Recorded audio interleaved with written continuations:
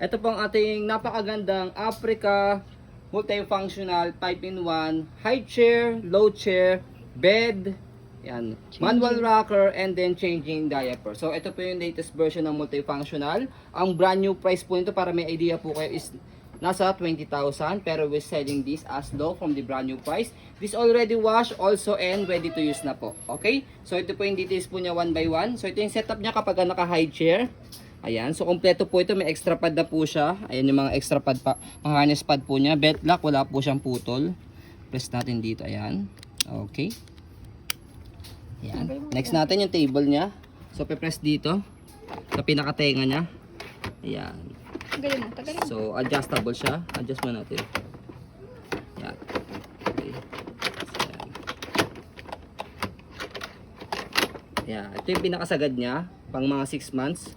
Tapos sumunod yung mga toddler, medyo malaki-laki na yung baby nyo. Yan, para maluwag-luwag. Okay? So yan siya. At dito siya pinipress sa pinakatenga.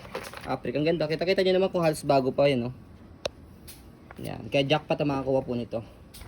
Yan. Kaysa bumili kayo sa mall. Yan, okay? So next natin, kapag nakahiga po siya for bed.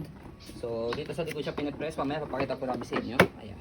So by the way, pwede muna siya semi-reclined, ha? Ayan. Pag nag-watch baby, naka-semi-recline. And then yung fully recline niya pag naka-bed, na-adjust po itong footrest niya, natataasan. Ayan. Pag hiniga nyo yung bed, automatic na mataas itong footrest niya. Ganda.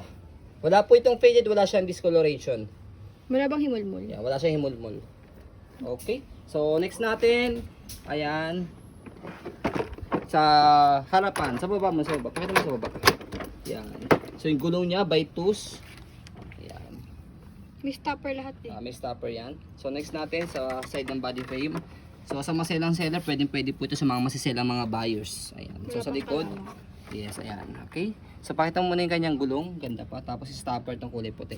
Tapos, dito siya ina-adjust kapag gusto niya, nakalagay yung lock and lock kapag gusto niyo po siya i-swing. Manual rocker. Yan. Tapos, dito sa kabila. Pagka gusto niyo pong naka-straight lang siya. Hindi siya nag-swing. So, dito siya ina-adjust kapag gusto niyo po siyang iupo or semi-recline or higa. So, pe-press nyo lang po ito. And then pull down. Ayan. So, pwede rin naman, huwag nyo kakalimutan to, yung kanyang lock. Support yan. Pero kahit hindi naman siya, pero mas maganda ilagay nyo na rin para at least safe si baby. Okay. Next natin, yung kabilang side ng body frame. Ayan. Okay. So, dito siya pinipress, left and right. Pe-press nyo po siya kapag i-adjust nyo po yung kanyang height. Pwedeng low chair, ay adjustable po niya. Ito yung pinaka low. Yan.